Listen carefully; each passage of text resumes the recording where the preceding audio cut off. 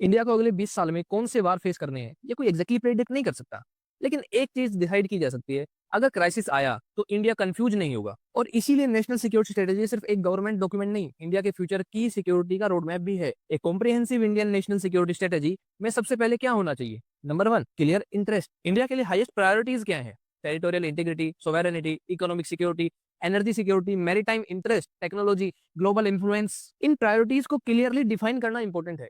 Second one is threat assessment. Threat सिर्फ traditional military threat तक limited नहीं होना चाहिए। Cyber attack, AI enabled warfare, drone, space security, terrorism, disinformation, critical infrastructures attack, economic coercion, future technology, सबको security framework में consider करना होगा। Third one is whole of government approach. National security सिर्फ defence ministry का काम नहीं है। Foreign affairs, home ministry, finance, technology, intelligence, cyber agencies, armed forces, सबको कोऑर्डिनेट करने के लिए एक फ्रेमवर्क जरूरी है। Fourth one is clear deterrence. Adversaries को समझना चाहिए इंडिया की रेड लाइंस क्या है और अनएक्सपेक्टेबल एक्शंस का रिस्पांस ब्रॉडली क्या हो सकता है।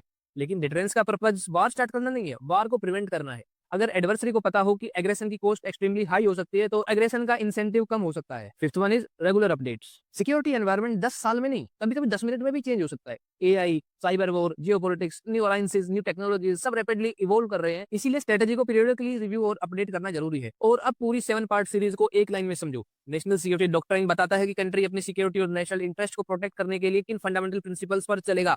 और नेशनल सिक्योरिटी स्ट्रेटेजी उन प्रिंसिपल्स को लॉन्ग टर्म स्ट्रेटेजिक डायरेक्शन और प्रायोरिटीज में ट्रांसलेट करती है। आज नेशनल सिक्योरिटी सिर्फ बॉर्डर पर खड़े सोल्जर का इशू नहीं है। बॉर्डर पर सोल्जर, सी में नेवी, स्काई में एयरफोर्स, साइबर स्पेस में हैकर्स, इकोनॉमी में प्रेशर, सोशल मीडिया पर इंफॉर्मेशन वॉरफेयर, टेक्नोलॉजी में एआई, ये सब एक लार्ज सिक्योरिटी इकोसिस्टम का पार्ट है। इसलिए सवाल सिर्फ ये नहीं है कि इंडिया के पास कितने वेपन्स हैं।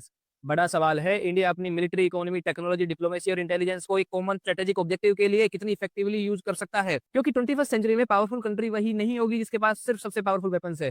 पावरफुल कंट्री वो होगी जो क्राइसिस अपने आने से पहले उसके लिए प्रिपेयर्ड हो। And that is the real purpose of national security strategy. This is Shivam Chauhan and you are following the inside words.